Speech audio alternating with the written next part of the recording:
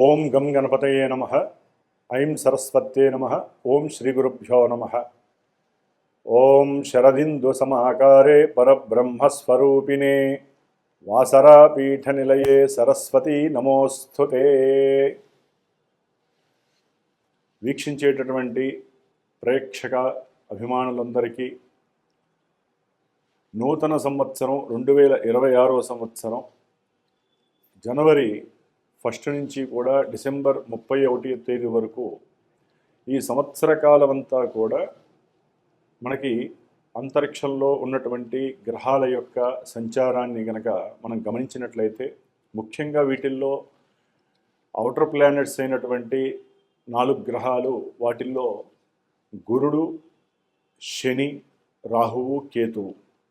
అంటే లెక్క ప్రకారము ఉగాది పర్యంతము, అంటే పరాభవనామ సంవత్సరం ఉగాది సంవత్సరం రోజున చెప్పేటటువంటి సంవత్సర పంచాంగం వేరు.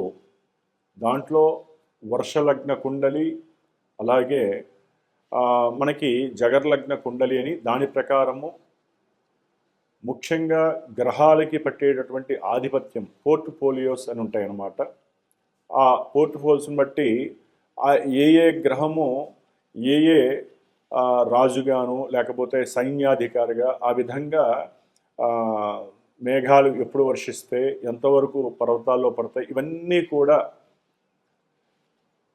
ప్రపంచం మీద రాజుల మీద ఏ విధంగా ఉంటుంది అనేటటువంటి విషయాలన్నీ కూడా మనకి 2026వ సంవత్సరము పరాభవనామ సంవత్సరము మార్చిలో ఏప్రిల్లో వచ్చేటటువంటి నూతన సంవత్సర పంచాంగ విశేషాలు వేరుంటాయి. ఇప్పుడు ఆంగ్ల సంవత్సరం అంటే ప్రపంచం మొత్తం కూడా మరి న్యూమరికల్ సిస్టమ్ మీద మనం ఆపరేట్ చేసే ఫోన్లు కావచ్చు, కంప్యూటరింగ్ సిస్టమ్ కావచ్చు, లేకపోతే మనం నిత్యము తెల్లారి చూసేటటువంటి గడియారాలు కావచ్చు, మనం పెట్టే సంతకాలు కావచ్చు, ప్రతిదీ కూడా న్యూమరికల్గా సంఖ్యని ఆధారపెట్టి ఉంటాయి. కాబట్టి ఆ సంఖ్యాశాస్త్ర ప్రకారం చూసినట్లయితే కనుక అట్లాగే మనకి చాంద్రమానము, సౌరమానము అని ఉంటాయి. దాంట్లో ముఖ్యంగా సౌరమాన రీత్యా ఈ యొక్క డేట్స్ని ఎక్కువగా మనం ప్రిపేర్ చేసుకుంటూ ఉంటాము. ఎందుకంటే సూర్యుడు కరెక్ట్గా 1 డిగ్రీ ప్రతిరోజు కూడా ఆయన సంచరిస్తూ ఉంటాడు. కాబట్టి అంటే ఒక్కొక్క రాశిలో 30 రోజులు కూడా 1 డిగ్రీ ప్రమాణంతో ఆయన మారుతూ ఉంటాడు. కాబట్టి మనకి 1/1/2026వ సంవత్సరము మొత్తం మీద కూడా 3 సంఖ్య ఆపరేట్ అవుతుంది. కాబట్టి 3 సంఖ్యకి అధిపతి గురుడు. అట్లాగే 2026లో మొత్తం కూడా సంఖ్య 1ని ఆపరేట్ చేస్తుంది. దానికి రవి ఆపరేటింగ్ చేస్తూ ఉంటాడు. కాబట్టి రవికి గురుడికి వీరిద్దరికీ ఉన్నటువంటి మిత్రత్వంతో రాజుల మధ్య సరైనటువంటి జ్ఞానము, విజ్ఞానముతో కూడినటువంటి లోక శ్రేయస్సు, ప్రపంచ శ్రేయస్సు కోరి ఒకరికొకరు అనుసంధానంతో వారికి ఉన్నటువంటి మానసిక ఆర్థిక బలాలను ఉపయోగించి చక్కగా ఒకరికొకరు సమన్వయపరుచుకొని లోక శ్రేయస్సు గురించి ఒకటయ్యేటటువంటి ప్రమాణాలు ఎక్కువగా ఉన్నాయి. అట్లాగే లోక అభీష్టము, లోక శ్రేయస్సుని ఆలోచించుకొని ఉద్దేశించుకొని ప్రతి దేశము ఓకే యుద్ధాలు వస్తాయి, అంటే గ్రహాలను బట్టి యుద్ధాలు జరుగుతాయి, ఎన్నో ప్రమాదాలు వస్తాయి, మృత్యుఘంటికలు, ఎన్నో రకాలైనటువంటి సమస్యలు వచ్చే అవకాశాలు ఉన్నాయి, అగ్నిపర్వతాలు పేరుతాయి. అట్లాగే మనకు ఉన్నటువంటి మంచు కొండల్లో ఉన్నటువంటి లావా బయటకు వచ్చే పరిస్థితి ఉంది. మంచు కొండలు కరిగిపోయి ఎన్నో ఉప్పెనులు వచ్చే ప్రమాదాలు ఉన్నాయి. వాయుపరమైనటువంటి ప్రమాదాలు అంటే ఆకాశయానంలో అది రాకెట్లు కావచ్చు, లేకపోతే ఏరోప్లేన్స్ కావచ్చు, చిన్న చిన్న ఎయిర్ క్రాఫ్ట్స్ ఏవైనా సరే ఎన్నో ఇబ్బందులు పడేటువంటి అవకాశాలు ఉన్నాయి. అట్లాగే ముఖ్యంగా భూగర్భానికి సంబంధించి పెట్రోలియం ప్రోడక్ట్స్ విషయంలో కావచ్చు, లేకపోతే బొగ్గు గనులకి సంబంధించిన విషయాల్లో ఇట్లా ఎన్నో విషయాలలో ఎన్నో ఇబ్బందులు, ఎన్నో ప్రమాదాలు జరిగే అవకాశాలు ఉంటాయి. ఇవి ప్రపంచానికి సంబంధించినవి. అయితే మనకి ముఖ్యంగా 12 రాశులు, ముఖ్యంగా మేషాది 12 రాశులు ఉన్నాయి మనకి.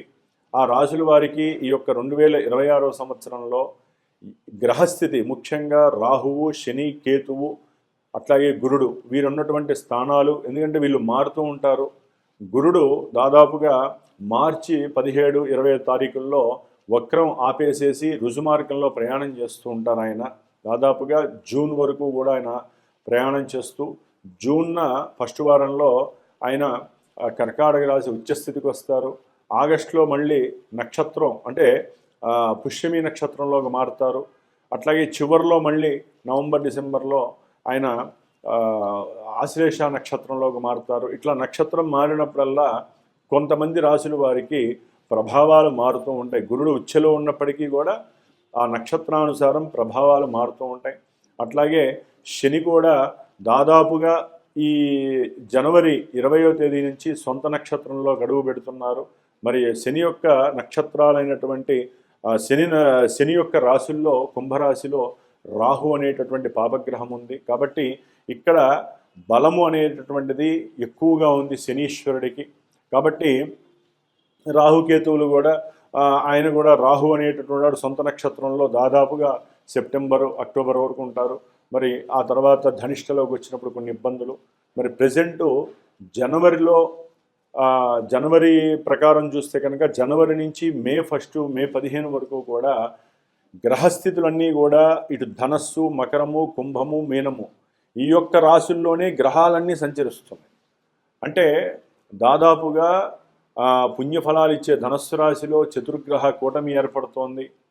అట్లాగే మకర రాశి కర్మస్థానాధిపతి అయినటువంటి శని ఇంట్లో దాదాపుగా 4 గ్రహాలు, మళ్ళీ కుంభరాశిలో రాహువు ఉన్నటువంటి ఇంట్లో కుంభరాశిలో మరి 5 గ్రహాలు పంచగ్రహ కూటమి ఏర్పడుతోంది. దాదాపుగా జనవరి, ఫిబ్రవరి, మార్చి, ఏప్రిల్, మేలో దాదాపుగా మే ఎండింగ్ జూన్ వరకు కూడా శని కుజులు కలుస్తున్నారు. శని కుజుల్ని చూస్తుంటేనే ఇప్పుడు ఇంత ఘోరాలు జరుగుతుంటే శని కుజులు కలిసి మనకి మీనరాశిలో ఉన్నప్పుడు కొన్ని రాశుల వారికి ఎన్నో ఇబ్బందులు ఎదురే అవకాశాలు ఉంటాయి. అట్లాగే ప్రపంచానికి కూడా ఎన్నో రకాలైనటువంటి గండాలు ఏర్పడే అవకాశాలు ఉన్నాయి. ముఖ్యంగా జల సంబంధితమైనటువంటి, అగ్ని సంబంధితమైనటువంటి, వాయు సంబంధితమైనటువంటి పంచభూతాలు కన్నెర్ర చేసేటటువంటి పరిస్థితులు మరి మనకి ఏప్రిల్, మే, జూన్ నెలల్లో కనిపించే అవకాశాలు ఉన్నాయి. ఏదేమైనప్పటికీ జూన్ వరకు అందరం కూడా ప్రపంచ శ్రేయస్సు కోసము, మన యొక్క భూవాతావరణాన్ని కాపాడుకోవడం కోసము, అట్లాగే పొలాలు, జంతువులు, మనుషుల యొక్క ఆరోగ్యము కాపాడుకోవడం కోసము ఎవరికి వారే యజ్ఞ యాగాదులు కానివ్వండి, లేకపోతే మానసికమైనటువంటి జపతపాదులు కానివ్వండి చేసుకోవడం చాలా ఉత్తమము. అట్లాగే మరి ఇప్పుడు మనకి మేషరాశి పర్యంతము ఏ గ్రహాల వలన ఏ ఉత్పాతాలు కలుగుతాయి, ఇబ్బందులు కలుగుతాయి, మరి విద్య, ఉద్యోగము, ఆరోగ్యము, శ్రేయస్సు, అట్లాగే వివాహము, సత్సంతానము, అట్లాగే మనకు ఉన్నటువంటి సమస్యలు, మనకు ఉన్నటువంటి అప్పుల సమస్యలు తొలగిపోతాయి. ఇవన్నీ కూడా తెలుసుకునేటటువంటి ప్రయత్నములో మరి మేషరాశి నుంచి మన యొక్క ఈ కార్యక్రమాన్ని 2026వ సంవత్సరం జనవరి నుంచి డిసెంబర్ వరకు ఏ విధంగా ఉండేటటువంటి అవకాశాలు ఉన్నాయో మనం తెలుసుకుందాం. ఓం శ్రీమాత్రే నమో నమః. మేషరాశి వారికి ఈ 2026వ సంవత్సరంలో మరి దాదాపుగా మార్చి వరకు కూడా ఈ గురుడు వక్రించి 3వ స్థానమైనటువంటి మిథున రాశిలో, అట్లాగే జూన్ 1st వీక్ నుంచి కూడా కర్కాటక రాశి ఉచ్చస్థిత రాశిలోకి మారుతాడు.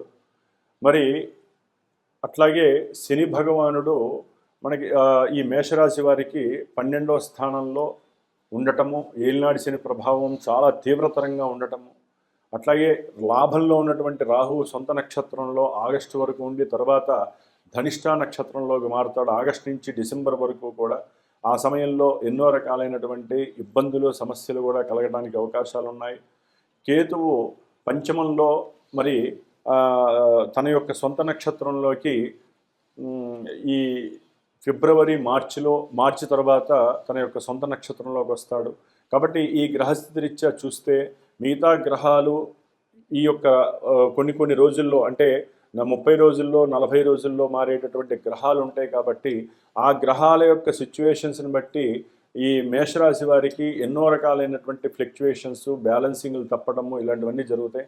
ముఖ్యంగా మేషరాశి వారికి స్నేహ బాంధవ్యాలు, అట్లాగే బంధుత్వాలతో కూడుకున్నటువంటి విషయాల యందు, ముఖ్యంగా బంధువులతో కూడుకుని ఎన్నో రకాలైనటువంటి దూర ప్రయాణాలు ఆచరించటము, విడిపోయినటువంటి బంధువులని కలపడానికి వీరికి ఉన్నటువంటి జ్ఞానాన్ని అమర్చుకొని ఏ సమయంలో ఏ విధంగా బంధువులతో మాట్లాడాలి, ఏ విషయంలో బంధువులతో కూడి మరి మేషరాశి వారు ఒకవేళ ఉన్నట్లు వారి యొక్క జాతకరీత్యా అనుకూలంగా ఉంటే వివాహానికి సంబంధించినటువంటి మాటాముచ్చట్లు కలుపుకోవటము, అంటే మేనరికం కావచ్చు, బంధువుల ద్వారా తెలిసిన వాళ్ళు అంటే దూర బంధువులు కావచ్చు, లేదా తండ్రి తరపు బంధువులు, ఉద్యోగరీత్యా ఎవరైనా ఉన్నా కూడా మరి వారి విదేశాల్లో ఉంటే వారి ద్వారా కావచ్చు వివాహపరమైనటువంటి చర్చలు జరపడానికి అవకాశాలు ఉన్నాయి ఈ సంవత్సరము.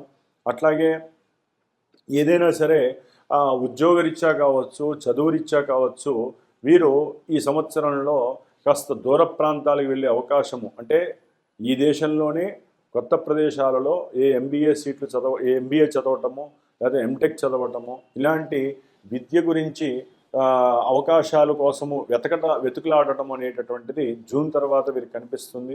ఒకవేళ ఎవరైనా సరే ఉద్యోగరీత్యా కావచ్చు, లేకపోతే చదువుకోవడానికి రీత్యా కావచ్చు, ఎవరైనా సరే విదేశాలకి వెళ్ళాలి అనేటటువంటి ఆలోచన ఉంటే జూన్ లోపల అలాంటి అవకాశాలు, అంటే దాదాపుగా విదేశీ ప్రయాణం అనేటటువంటిది వీరి జాతకంలో యోగిస్తే మటుకు గురుగ్రహ అనుగ్రహం వలన తప్పకుండా మే తర్వాత నుంచి జూన్ మధ్యలో వీరు వెళ్ళే అవకాశం కూడా కనిపిస్తోంది. అది వ్యవహారికంగా సరదాగా వెళ్ళి రావటమా, లేకపోతే అక్కడ ఉన్న తల్లిదండ్రులను చూడడానికా, లేకపోతే చదువురీత్యా ఎవరైనా వెళ్ళి ఉంటే వాళ్ళ పిల్లల్ని చూడడానికా, ఇలాంటి వాటిల్లో కూడా మేషరాశి వారికి దూర ప్రాంత ప్రయాణాలు కనిపిస్తున్నాయి. ఏదేమైనప్పటికీ వీరికి కాస్త ఆస్తుల పట్ల కాస్త ఇంట్రెస్ట్ పెరుగుతుంది. అంటే ఏ స్థలం కొనాలి, ఏ ఇల్లు కొనాలి, ఇలాంటి వాటి మీద ప్రయోగాలు చేస్తూ ఉంటారు. కొత్త కొత్త ఆలోచనలు కలుగుతూ ఉంటాయి. చదువులో కూడా కొత్త కొత్త మార్గాలు అన్వేషిస్తూ ఉంటారు. అట్లాగే కీర్తి గురించి, వారికి ఉన్నటువంటి హోదా గురించి ఎంతో ఆలోచనలు చేస్తూ ఉంటారు.